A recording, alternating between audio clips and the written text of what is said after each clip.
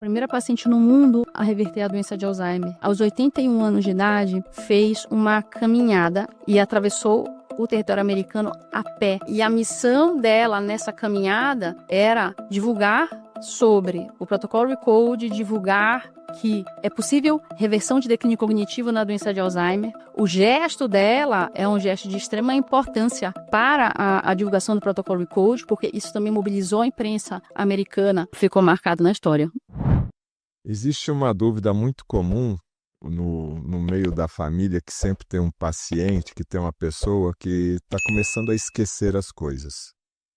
E a gente tem uma dificuldade, nós leigos, logicamente, não, isso aí é normal esquecer. O que é normal esquecer? Qual que é o limite dessa normalidade, né?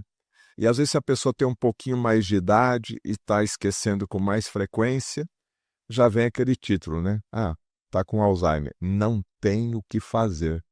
Também são dois caminhos muito comuns que os familiares acabam conversando no seu dia a dia quando tem uma pessoa com esse tipo de sintoma. Nós vamos conversar com a médica neurologista, a doutora Poliana Castro, que tem o seu foco de trabalho exatamente nessa questão do Alzheimer. Doutora Poliana, agradeço a sua presença aqui e com a força da internet, eu já caí em vários reels, né, do Instagram, várias famílias que inclusive registram essa questão do Alzheimer, e a maioria absoluta desses familiares falam que não tem cura o Alzheimer. E outras coisas que eles relatam é essa questão do esquecimento, que considera um pouco normal.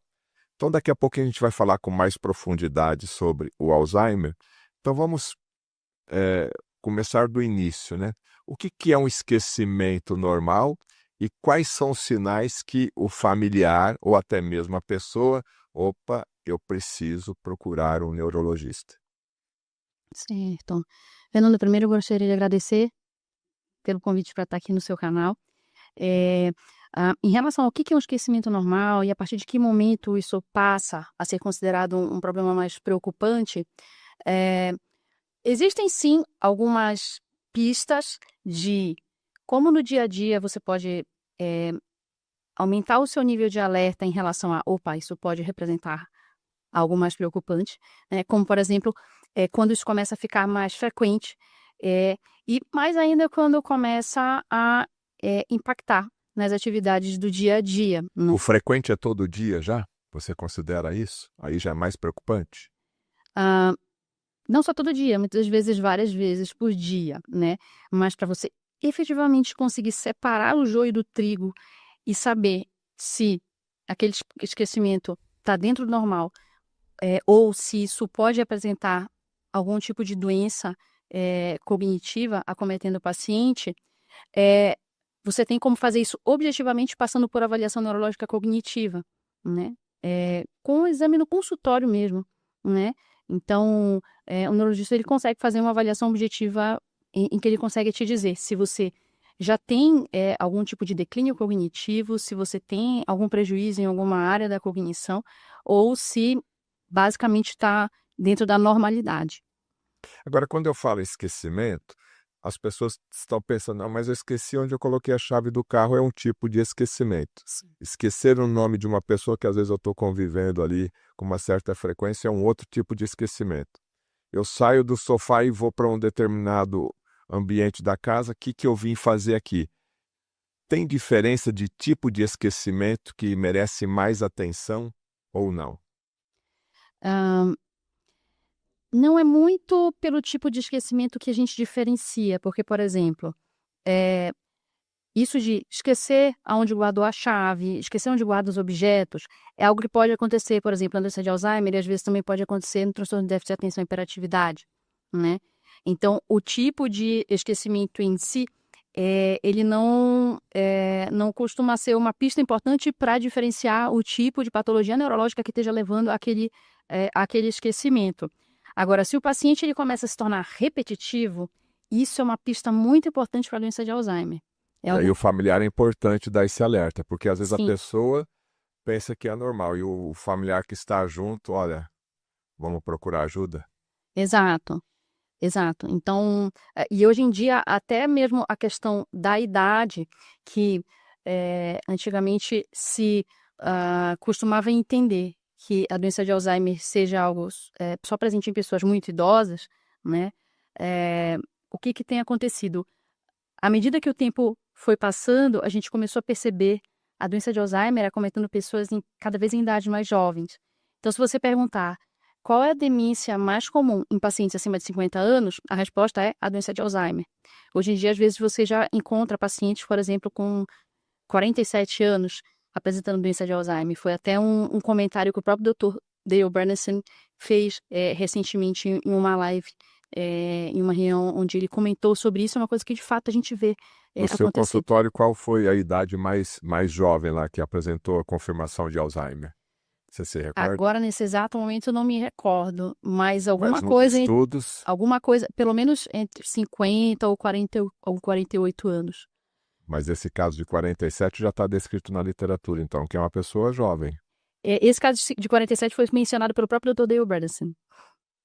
Olha só, 47 anos. E por que você foi para esse segmento do Alzheimer, né? Primeiro que a gente tem observado isso, porque eu tenho 61 anos e a gente nem falava esse termo, né? A gente falava demência, né? A pessoa mais idosa, tá esquecido, já tá demente, né? Vamos falar um pouquinho desse termo, da história de Alzheimer. Por que você foi para esse segmento dentro da neurologia? Bem, depois que eu terminei a residência em neurologia, eh, havia algumas áreas dentro da neuro que eu mais gostava de estudar, de atuar. E as doenças que acometem a cognição eram particularmente a área que mais me chamava a atenção dentre essas, né? Tanto que, embora eu tenha feito especialização em doença de Parkinson e outros distúrbios do movimento, a minha tese de mestrado versou sobre acometimento cognitivo na doença de Parkinson, aonde eu fiz essa tese em 2 setores dentro da Unifesp, no distúrbio do movimento e no setor das demências, né, com 2 orientadores, de cada área, justamente porque eu sempre gostei bastante dessa área de doenças degenerativas, neurodegenerativas e doenças que acometessem a cognição. Então foi daí que começou o meu interesse. E há quanto tempo já faz isso? Ah, nossa, desde 2000 foi em 2011 que eu iniciei a Cerca su de 15 anos trabalhando com esse segmento patológico, então. exato, há cerca de 15 anos. Você falou a palavra Parkinson, então quem tem Parkinson pode ter Alzheimer, quem tem Alzheimer pode ter Parkinson também, né? Que as pessoas às vezes confundem muito, né? E são duas patologias distintas, né? Sim, exato. No entanto, assim, a doença de Alzheimer é a demência mais comum que existe. O que que é demência? Demência é quando você tem um acometimento cognitivo que ele é o suficiente para começar a impactar a sua autonomia, o desempenho das suas atividades do dia a dia. Então, o Alzheimer é a demência mais comum que existe. A doença de Parkinson é a doença neurológica neurodegenerativa que acomete os movimentos mais frequente que nós temos. É uma doença extremamente frequente, extremamente prevalente na terceira idade, né? E a própria doença de Parkinson também pode levar à demência, né? Quando você tem doença de Parkinson, além disso, você tem risco aumentado de desenvolver doença de Alzheimer. Quando você tem doença de Alzheimer, você tem risco aumentado de desenvolver parkinsonismos e outros distúrbios do movimento. Então, isso não é à toa, afinal de contas, as doenças neurodegenerativas elas têm uma série de fatores causais em comum. Então, a apresentação clínica de um paciente com uma doença neurodegenerativa ela pode ser muito variável, né? Onde você pode ter um predomínio de acometimento da cognição e, ao longo do tempo, começar a vir associado a alterações nos movimentos, assim como você pode ter um paciente que começa com um distúrbio do movimento, com um parkinsonismo, e, ao longo do tempo, ele acaba desenvolvendo um acometimento cognitivo, desenvolvendo uma demência. E aí, são múltiplas as apresentações. De acordo com o tipo de apresentação clínica, o paciente acaba recebendo um diagnóstico de que condição neurodegenerativa ele tem. Ele pode ter doença de Parkinson, às vezes ele pode, na verdade, o diagnóstico dele mudar para doença com corpúsculo de Levy, ou às vezes ele pode ter uma degeneração córtico-basal, ou uma paralisia supranuclear progressiva. Então, são várias as doenças neurodegenerativas que guardam algumas características em comum e peculiaridades que acabam diferenciando umas das outras.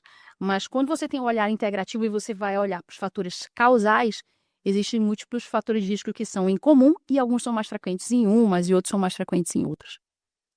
Bom, eu e você não queremos ter Parkinson nem Alzheimer.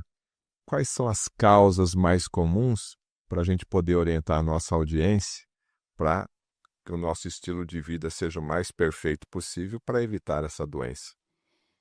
Bom, em relação à doença de Alzheimer, em 2014, quando foi publicado o primeiro estudo do protocolo RECODE, protocolo RECODE, só recapitulando, como a gente conversou na entrevista anterior, é uma sigla em inglês que significa Reversal of Cognitive Decline, significa em português reversão de declínio cognitivo.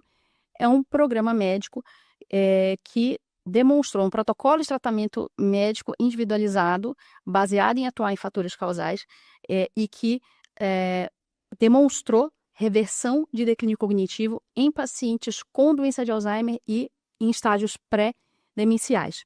Os 3 primeiros estudos, entre 2014, 2016 e 2018, demonstraram que 90% a 100% dos pacientes tiveram algum grau de reversão do declínio cognitivo. Isso em relação ao que é o protocolo RECODE e a abordagem integrativa. Agora vamos voltar para a sua pergunta. Por volta de 2014, quando foi publicado o primeiro estudo, se falava em torno de 36 fatores fisiopatológicos que você precisava pesquisar nesses pacientes para você poder estar atuando sobre os fatores de risco, sobre os principais drivers, os principais fatores que estivessem levando à construção daquele acometimento.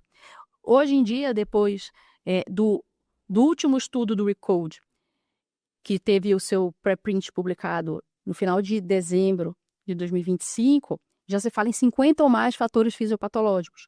Então, são inúmeros os fatores, que passam desde fatores relacionados à neuroinflamação, dano autoimune do sistema nervoso, resistência insulínica ou toxicidade pelo açúcar, N fatores tóxicos, fatores relacionados com a nossa microbiota, fatores vasculares, hormonais, traumáticos, fatores relacionados a estresse, e por aí vai. São múltiplos os fatores. Multifatorial. É multifatorial.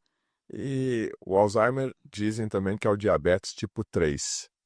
Hoje, quem tem o diabetes descontrolado, você tem dados estatísticos de pacientes que não controlam direito o seu diabetes? A grande parte evolui para Alzheimer na idade futura? Já tem estudo disso?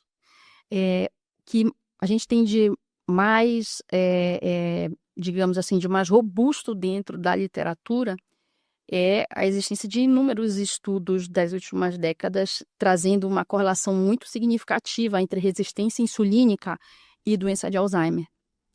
Então, é um dos fatores de risco mais importantes que a gente precisa pesquisar e atuar sobre no tratamento. E aí, o que acontece? Muitas pessoas não têm um diabetes diagnosticado, mas acaba desenvolvendo a doença de Alzheimer e tem já uma resistência insulínica. Às vezes pode desenvolver as duas coisas, mas é extremamente frequente no consultório a gente encontrar pacientes diabéticos que acabam desenvolvendo a doença de Alzheimer. Quer dizer que a resistência insulínica tenha sido o único fator que levou aquele paciente a desenvolver?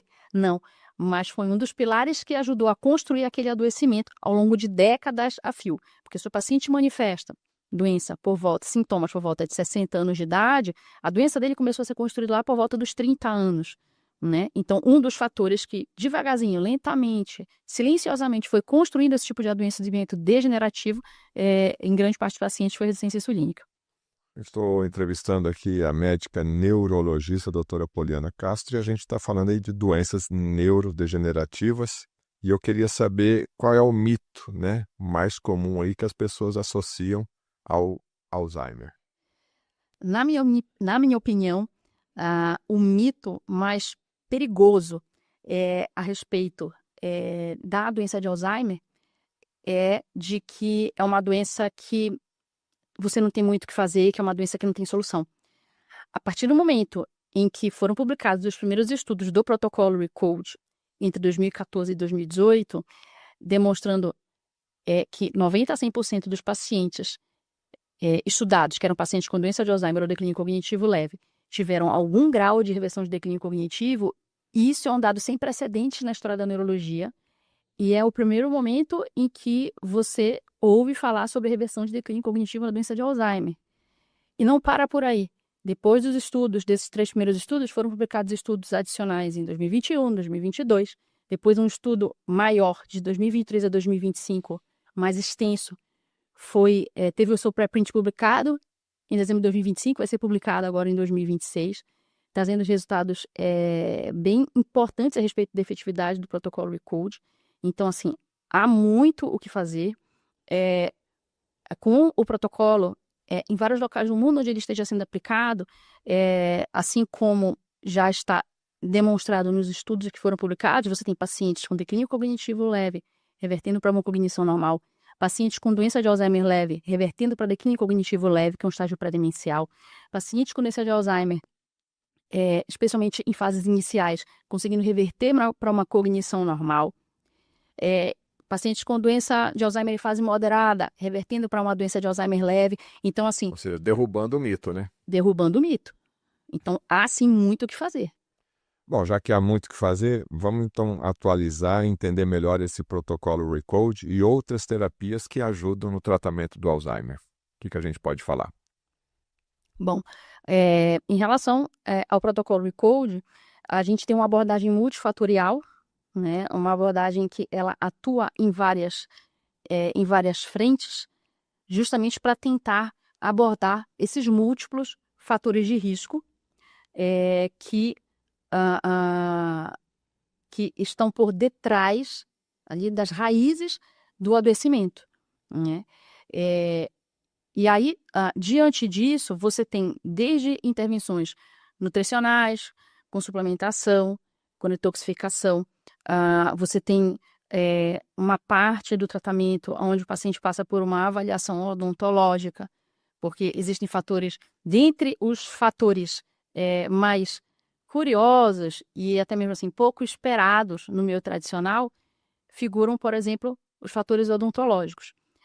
Então, alterações na microbiota da boca, doença periodontal, por exemplo, fazem parte dos acometimentos odontológicos que vão prejudicar a saúde sistêmica e neurológica. Diversos estudos começaram a demonstrar, há uns anos atrás, que bactérias presentes na microbiota da boca do paciente, elas também foram encontradas nas artérias carótidas e nos hipocampos dos pacientes com doença de Alzheimer. O que são os hipocampos? São as estruturas responsáveis pelo registro da memória recente. Então, o que você conclui com isso? Que existe uma contiguidade da microbiota. Uma bactéria que atua na boca, ela pode vir daqui a pouco, pela circulação sanguínea, estar presente dentro do sistema nervoso, como é o caso do Porphyromonas gengivalis. Então, faz parte dos cuidados, dentro da abordagem da medicina funcional, faz parte dos cuidados que devem ser aplicados a um paciente com doença de Alzheimer, por exemplo, essa parte do cuidado odontológico, né, que passa por essa questão da doença periodontal ou do acometimento periodontal e algumas outras questões relacionadas a focos inflamatórios ou infecciosos ocultos subclínicos, e bem como materiais tóxicos utilizados em odontologia que para o sistema nervoso podem funcionar com potencial de neurotoxicidade, contribuindo para o desenvolvimento dessas doenças. Então, é uma abordagem bem ampla. Então, quando um paciente com Alzheimer chega até o seu consultório, como é um tratamento multifatorial, você vai encaminhar aí, no caso, para um dentista para ver como é que está a saúde bucal dele. É importante ter essa informação também. Sim, dentro do tratamento existe um momento em que a gente encaminha o paciente para avaliação odontológica com um profissional que entenda... Que é capacitado com essa linha integrativa, né? Exato, precisa ser um profissional, idealmente um profissional que seja certificado internacionalmente no método RECODE, né? E já tem aqui no Brasil? Sim, já tem. São Paulo tem, com certeza. Em São Paulo, Dr. Rodrigo 25, né? E, ou no mínimo, que o dentista ele tenha pré-requisitos para aquilo que é necessário a ser aplicado, avaliado dentro do protocolo Recode. Portanto, precisa ser um profissional com experiência na área integrativa. Então, o importante é parar o foco desse caminho das bactérias da boca para o cérebro. Isso é importantíssimo. Sim, é importantíssimo. Tem que parar e, pelo menos, uma dessas causas já tem que ser resolvida. Exato. No que você identifica, um fator ele precisa ser abordado, identificado e removido e tratado. E, de preferência, sem causar prejuízos adicionais para o paciente. Então, o tipo de material odontológico que se utiliza para tratar o paciente também é uma coisa que faz diferença, né? Existe uma frase que diz assim: muito ajuda quem não atrapalha. Então, na hora de tratar o paciente, é importante que, se ele tem questões odontológicas a serem tratadas, que essas questões sejam tratadas de forma a não utilizar materiais que possam ser tóxicos para o sistema nervoso. Então, existe uma série de princípios e particularidades que fazem parte do olhar integrativo dentro da odontologia e devem ser utilizados quando esse paciente é tratado. Então, pelo que eu estou entendendo, a pessoa que tem um familiar com Alzheimer ou está com a suspeita de Alzheimer, ao procurar a médica neurologista, a doutora Poliana Castro, vai ser feito todo um trabalho de acompanhamento e não tem um remedinho que é o salvador da pátria. Vai ter que mudar hábito alimentar, vai ter que fazer tratamento odontológico, vai ter que mudar uma série de hábitos para paralisar esse foco que está fazendo a doença crescer. O tratamento ele passa por uma série de mudanças de hábitos de vida, que dizem respeito tanto a mudanças na alimentação, quanto mudanças em relação a sedentarismo versus prática de atividades físicas, quanto pela prática da suplementação, e não é qualquer suplementação, né? É muito frequente de o paciente falar assim: um parente meu, um familiar meu viajou para os Estados Unidos e me trouxe um monte de suplementos, e aí estou eu aqui tomando para ver se me ajuda. Teve algumas coisas que eu percebi que ajudou, mas a partir de certo ponto eu vi, não estou percebendo o benefício adicional. Por quê? Porque você não iniciou fase de remoção e porque a sua suplementação ela não necessariamente foi individualizada. Então, dentro do protocolo Recode, a prescrição de suplementação ela é individualizada de acordo com os fatores de risco que são identificados em cada paciente. E quem vai trazer essa informação são os exames laboratoriais que o paciente vai se submeter ao longo do tratamento. Ele passa por muitos exames, né? Então, a gente tem alimentação, atividade física, suplementação, meditação, controle de estresse, a detoxificação, né? Desparasitação também? A desparasitação, ela faz parte do que você possa precisar fazer quando você vai estar saneando o eixo cérebro-intestino e olhando para a qualidade de da saúde intestinal, né? Como existe um eixo bem conhecido já na literatura, que é o eixo cérebro-intestino, ou no inglês gut-brain axis, esse eixo ele é bastante importante porque ele guarda relação muito importante com a saúde neurológica e com a saúde cognitiva. Então, no que você vai precisar otimizar a saúde intestinal, você pode encontrar fatores parasitários que estejam causando prejuízos à saúde intestinal e com isso levando, por exemplo, a fatores inflamatórios sistêmicos que vão adentrar o sistema nervoso e causar prejuízo neurológico para o paciente, contribuindo, por exemplo, para o dano neuroinflamatório, que acontece com muita frequência na doença de Alzheimer. Então, não é que você pode atribuir apenas esse fator, não, mas pode fazer parte das inúmeras intervenções que vão ser necessárias dentro do tratamento. Sim, pode fazer. Como é que dá para saber? Não dá para saber. Como tudo, tem que individualizar. Então, a gente precisa avaliar o paciente. Se você identifica isso a ser tratado, isso vai ser tratado. Tá. Bom, então, de forma prática, quando um paciente vai lá no seu consultório, é diagnosticado o Alzheimer, você inicia esse protocolo, né, esse processo Recode. Quanto tempo dura essa consulta e depois de avaliado, a linha do tempo, né? Porque todo mundo quer saber, né? Doutora, vai resolver rapidinho, né? Então, quanto tempo vai ter esse acompanhamento? E o paciente vai perceber já alguma melhora e os familiares? É muito frequente de a consulta durar em torno de 2 horas, mas isso é uma coisa que varia muito de paciente para paciente. Pode acontecer de a consulta durar 3, 4 horas, né? Depende da complexidade do que precisar ser avaliado. Em relação à duração do tratamento, é o tratamento que ele tem hora para começar, que significa o quanto antes, porque afinal de contas a intervenção precoce faz diferença, já que os pacientes que mais conseguem se beneficiar do que está descrito na literatura, os pacientes que mais conseguem se beneficiar do protocolo RECODE são os pacientes que iniciam a intervenção o mais precocemente possível, né? Com que frequência? É muito frequente de a cada 3 meses o paciente precisar ser atendido para reavaliação e aplicação de novas etapas do tratamento, porque tem muitos fatores para serem avaliados, tratados, as intervenções são implementadas, depois o paciente precisa ser reavaliado e daí por diante, e não dá para a gente perder muito tempo. Tempo é cérebro. A gente precisa otimizar o tempo no tratamento de forma que o máximo de intervenções possam ser aplicadas de forma individualizada para cada paciente no melhor timing possível, para que a gente possa tentar extrair o melhor resultado possível do paciente. Afinal de contas, quando você começa o tratamento, isso não significa que o paciente teve o seu processo neurodegenerativo interrompido. A gente já chega atrasado para o tratamento quando o paciente já tem sintoma ou já tem diagnóstico, porque quando ele tem o diagnóstico, muitos anos já se passaram desde o início do adoecimento, já tem décadas de adoecimento ali. Então, é como se você estivesse em cima de um trem que já tem velocidade e aceleração, e que você vai tentar, ao máximo, enfraquecer a velocidade daquele processo neurodegenerativo. E quando é que o paciente vai começar a melhorar? Não dá para saber, é tudo muito individual. O paciente pode, na segunda consulta, já apresentar melhoras, mas às vezes pode acontecer de ele demorar mais tempo para isso? Pode.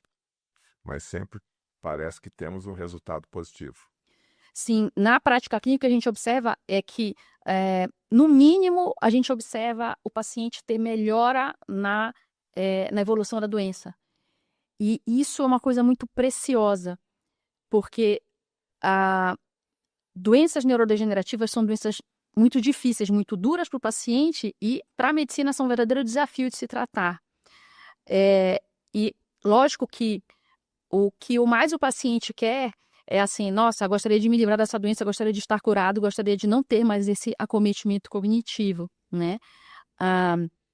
Mas existe um processo, não tem como décadas de adoecimento você desconstruir da noite para o dia, né? Então, a partir do momento em que você possa estar conseguindo desacelerar a progressão daquela doença, você está modificando a evolução da doença, que é algo sem precedentes na história da neurologia. Quem primeiro trouxe isso foi o protocolo RECODE. É o que a gente observa na prática clínica no consultório quando a gente aplica, né? Então, o neurologista ele consegue, ele sabe qual é a taxa de progressão anual daquela doença e quando ele trata o paciente com o protocolo RECODE, ele consegue fazer um comparativo do que seria uma evolução esperada pela progressão natural daquela doença, pela evolução natural da doença, e o que é a evolução que ele está tendo que esteja sendo minorada, ou seja, uma evolução em que a doença esteja sendo minorada, em que a progressão da doença esteja sendo mais benigna, aonde você vê pacientes, por exemplo, com doença de Alzheimer moderada, preservando habilidades que já era para ele ter perdido, se fosse julgar pela evolução da doença. Bom, quando você fala desse protocolo RECODE, eu queria entender, tem que internar, não precisa internar, é uma visita no consultório médico, a pessoa faz em casa, tem que tomar injeção, são dúvidas comuns que as pessoas têm, né? Bom, na verdade, o protocolo RECODE, você não precisa se internar para fazê-lo, né? É um protocolo que você vai fazer no seu dia a dia, na sua casa, fazendo consultas médicas frequentes, periódicas, para que você possa ter o seu plano de tratamento individualizado e refinado a cada etapa dentro do tratamento, né? E ele vai partir de coisas que mudam no seu dia a dia, né? Tem uma série de mudanças de estilo de vida que vão acontecer, conforme a gente conversou anteriormente. São coisas que você vai fazer na sua casa, no seu dia a dia, né? Os hábitos que você tem no dia a dia, a exposição a fatores epigenéticos, a fatores ambientais que corroborem para o teu adoecimento, são orientados quando você vai identificando no exame que fatores que não são bons para cada paciente, você precisa evitar a exposição a isso, aquilo outro, de que forma no seu dia a dia, você vai evitar a exposição a isso. Então, passa muito por mudança de hábitos, que são coisas que vão acontecer no seu dia a dia, na sua casa, no seu ambiente. A suplementação, você vai também fazer na sua casa, né? Então, você não precisa tomar injeção. É bem tranquilo. Sim, sim. E não precisa... precisa de injetáveis fazer o protocolo Recode? Não. Você pode perfeitamente fazer tudo oral. Não é necessário que haja nenhum tipo de medicação injetável para você fazer o protocolo Recode. O protocolo Recode foi criado há quanto tempo? E se ele é para doenças neurodegenerativas, nós falamos até agora do Alzheimer, ele também pode ajudar na questão do Parkinson? Sim. Então, há quanto tempo ele existe? Ele existe... o primeiro estudo foi publicado em 2014, né? E ele foi inicialmente estudado mais voltado para a doença de Alzheimer, porém não exclusivamente. Por quê? Porque é um protocolo que busca atuar nas raízes dos adoecimentos, nos fatores que causam as doenças, e aí de forma que ele busca atuar em que fatores é que prejudicam o funcionamento cognitivo do paciente, que fatores é que promovem processos neurodegenerativos dentro do paciente e que fatores, dentro da literatura, estão mais associados ao desenvolvimento da doença de Alzheimer.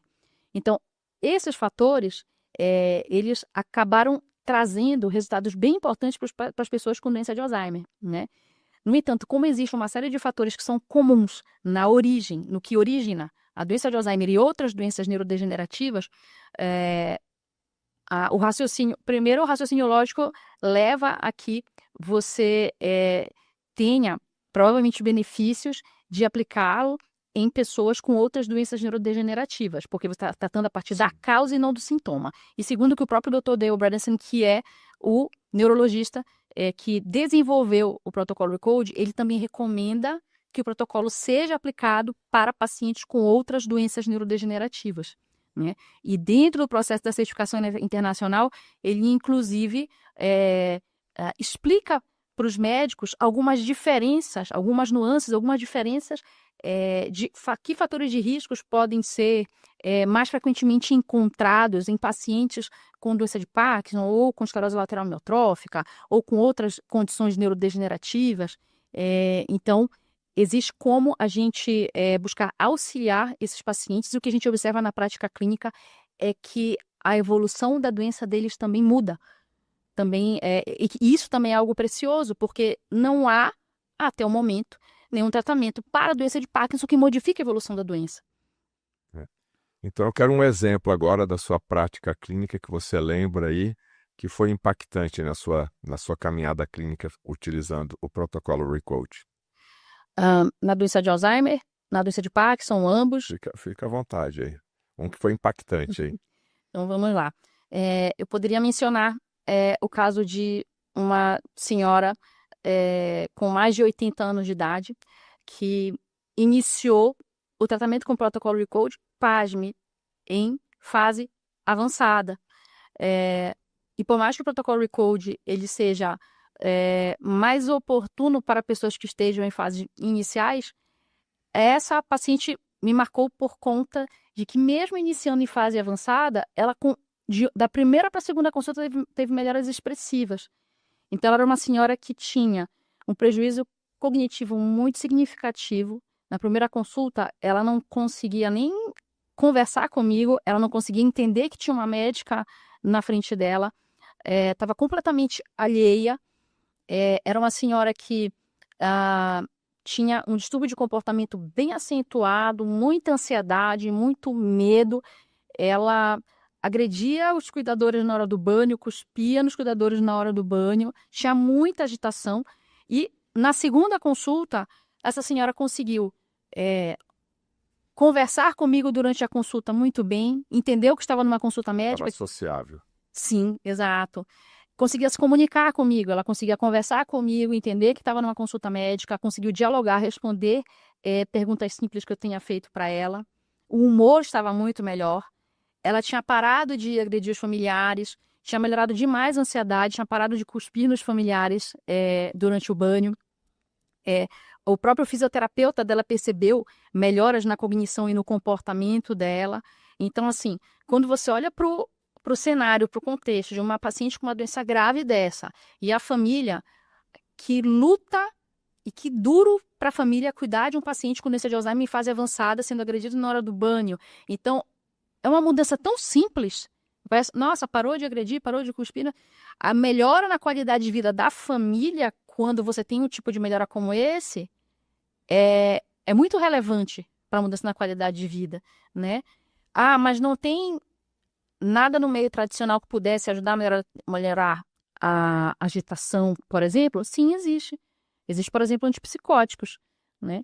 Que podem trazer alguns tipos de efeitos colaterais ao longo do tempo, como, por exemplo, aumento de risco de AVC, ou outros podem trazer aumento do risco de queda dos glóbulos brancos no sangue, como outros que podem acarretar parkinsonismos no paciente, né?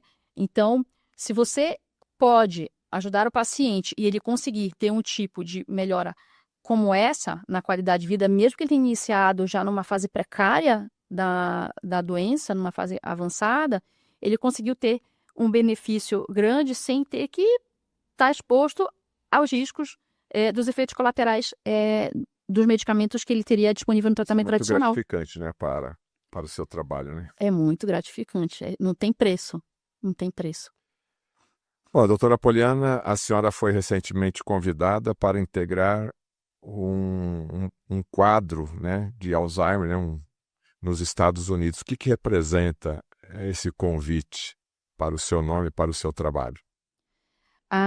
Fernando, eu recentemente fui convidada para fazer parte do Conselho Consultivo da Alzheimer Survivors Foundation, que é a fundação dos sobreviventes do Alzheimer.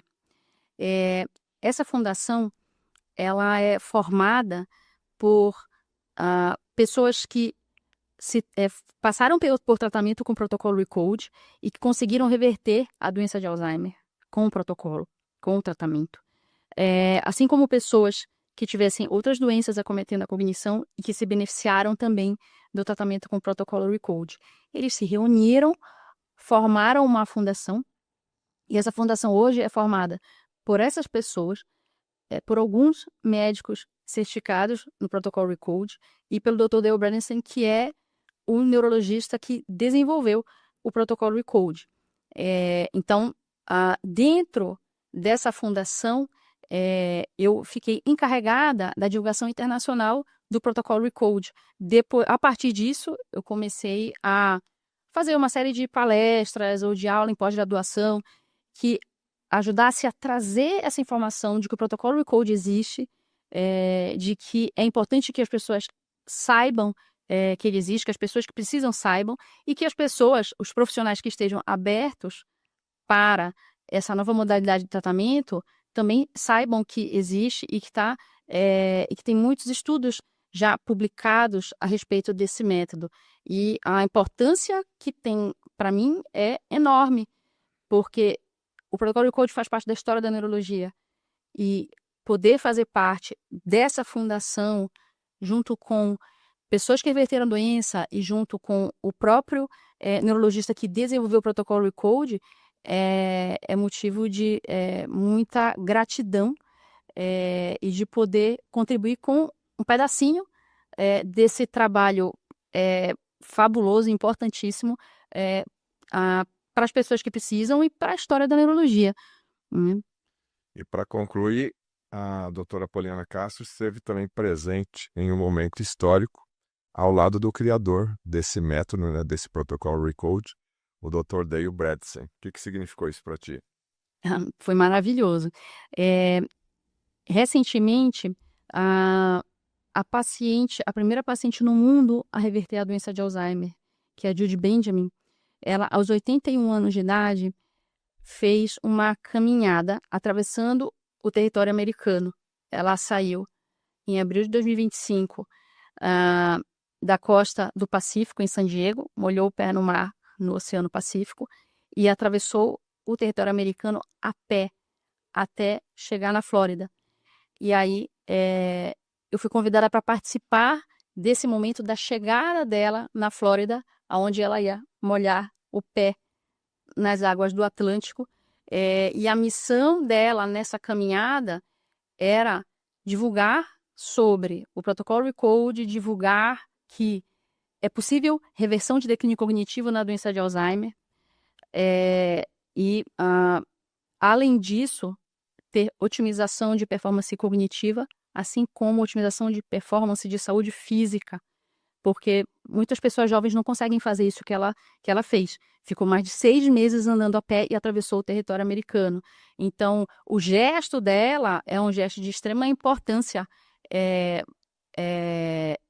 para a divulgação do protocolo Recode, porque isso também mobilizou a imprensa americana para divulgar a existência do protocolo, né? Principalmente no momento da chegada dela na Flórida, eles vão participar desse momento, que é um momento histórico na história do Recode, foi algo bastante Ficou significativo. marcado aí na sua história. Ficou marcado na história.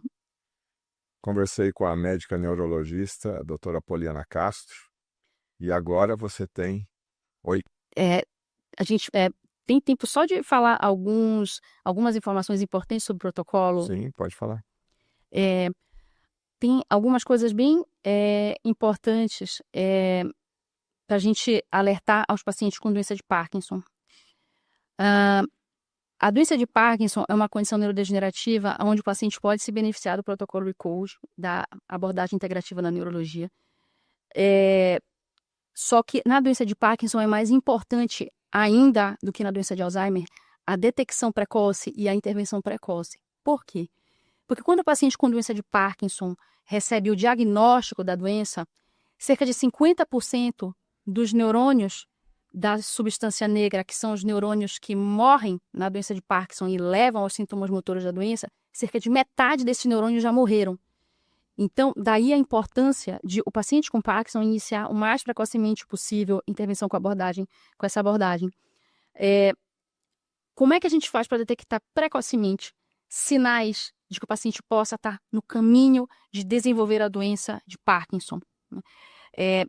Transtorno comportamental do sono REM, por exemplo, é uma alteração do sono em que o paciente tem sonhos vívidos e no que ele está vivenciando conteúdo de sonhos, de conteúdo violento, de fuga ou luta, ele acaba gesticulando e gritando durante o sono. Muitas das vezes o cônjuge que está dormindo ao lado acaba, né, tomando às vezes alguma contusão por conta dessa movimentação ativa. Então, isso é um tipo de manifestação clínica, por exemplo, que chama muita atenção da família, né? E é um sintoma que pode ser considerado como um sintoma premonitório da doença de Parkinson. Acontece em outros pacientes que não têm o Parkinson, sim, mas acontecem com muita frequência nos pacientes que desenvolveram a doença de Parkinson ou que estão desenvolvendo. Que outros sinais precoces? Alteração do olfato. Então, o paciente pode ter hiposmia ou anosmia, ou seja, ele pode ter diminuição da capacidade do olfato, né, da capacidade de sentir cheiro das coisas, ou ele pode perder por completo a capacidade do olfato ao longo do tempo. Isso costuma preceder em anos o surgimento de sintomas motores como tremor na doença de Parkinson. O que mais nós temos? Depressão. Então, paciente com doença de Parkinson ele pode manifestar depressão muitos anos antes de desenvolver a doença de Parkinson. Constipação intestinal. Então, existem vários sinaizinhos que, se eles estão presentes na saúde do paciente, isso deve chamar a atenção como sinal de alerta para esse paciente, porque sinaliza de que ele possa estar iniciando esse processo neurodegenerativo. E o paciente com Parkinson, o que a gente observa na prática clínica, no consultório, com relação a resultados na prática, usando o protocolo Recode? A gente observa que muitos deles conseguem sustentar uma série de habilidades motoras que eles teriam perdido se fosse julgar pela evolução natural da doença. Então, a gente observa a modificação na evolução da doença nesses pacientes, onde a evolução da doença se mostra mais benigna do que o que ela seria. Então, no que o paciente consegue preservar uma série de habilidades, tanto motoras quanto cognitivas, ao longo do tempo, já que o paciente com Parkinson tem risco aumentado de desenvolver demência, né? Ele preservar uma série de habilidades motoras e cognitivas ao longo do tempo de forma mais positiva do que seria a evolução natural da doença dele, é algo que também agrega substancialmente na qualidade de vida desse paciente. E, por último, fatores inusitados que merecem ser investigados e tratados dentro da abordagem do protocolo Recode. Bom, como existem 50 ou mais fatores a serem investigados, tem coisas que você nem imagina que possa fazer parte do escopo do que precisa ser investigado e tratado. Então, por exemplo, sensibilidade a mofo é algo que as pessoas no máximo acham que mofo pode causar alergia respiratória, asma, bronquite ou algo do tipo. Não, sensibilidade a mofo pode causar, pode contribuir para doença de Alzheimer, pode contribuir para o desenvolvimento de doença de Parkinson, transtorno de déficit de atenção e hiperatividade, autismo e uma série de outras doenças não neurológicas. Então, a sensibilidade a mofo é um dos fatores que, quando a gente identifica que existe e a gente trata, muitas das vezes o paciente tem uma resposta bem importante em relação à melhora de cognição. Isso é uma coisa bem importante de alertar. E outro fator importante também são doenças transmitidas por, classicamente conhecidas como doenças transmitidas por carrapato, como a doença de Lyme, como a bartonelose. Então, são doenças que hoje, no mundo, e especialmente em alguns lugares como os Estados Unidos, se reconhece uma epidemia oculta, porque as pessoas podem acabar desenvolvendo doenças que menos frequentemente conhecidas como envolvidas nas doenças do transmitidas por carrapato, e a pessoa não saber que ela pode ter esse tipo de fator na origem do seu adoecimento. E é um fator que, se você trata, o paciente tende a ter melhora, né? E o diagnóstico é algo que muitas das vezes passa desapercebido e está crescendo bastante de frequência a incidência desse tipo de doença. Então, para você ter ideia, antigamente se achava que a bartonelose, por exemplo, só era transmitida por carrapato. Hoje em dia, na literatura, já sabe que ela pode ser transmitida até por mosca e mosquito. Então, é um fator, um dos exemplos de fatores ocultos que, se a gente não fizer uma investigação ativa e não buscar tratar, você vai estar deixando de tratar um fator importante na origem, que está lá nas raízes do adoecimento, da doença neurodegenerativa daquele paciente. Então, é uma mensagem bem importante do paciente levar para casa. Uma mensagem super importante. Eu solicitei que você até volte essa live aqui, porque você recebeu informações valiosas para que você está com suspeita de Alzheimer ou de Parkinson, alguma pessoa da família. Então, essa live eu tenho certeza que abriu aí uma série de opções para tratamento. Eu sei que tem esse mito, né, que inclusive a doutora Poliana disse aqui, não tem Alzheimer, não tem o que fazer. Aqui você acabou de conhecer que tem o protocolo Recode. Eu sei que você está com muitas dúvidas, eu sei que às vezes até o profissional médico que está tratando o seu familiar tem aquele jargão, não tem muito o que fazer. Procure a doutora Poliana Castro para ter mais informações. Informações é poder. Através aqui do canal do Fernando Betete, você acabou de receber informações importantíssimas, tanto para Alzheimer como para Parkinson e doenças neurodegenerativas. Procure uma segunda, uma terceira, uma quarta opinião. Eu procurei mais de 100 opiniões até encontrar a solução para a cardiopatia da minha filha. O primeiro médico falou que ela iria morrer em 3 meses. Hoje ela tem 23 anos e está no 5º ano de medicina. Então, tem jeito. Você procurou, você pediu, a informação está aí. Doutora Poliana, muito obrigado. Obrigado. Até a próxima live. Gostou? Dê positivo, compartilhe e se inscreva no canal. Até a próxima live. Tchau.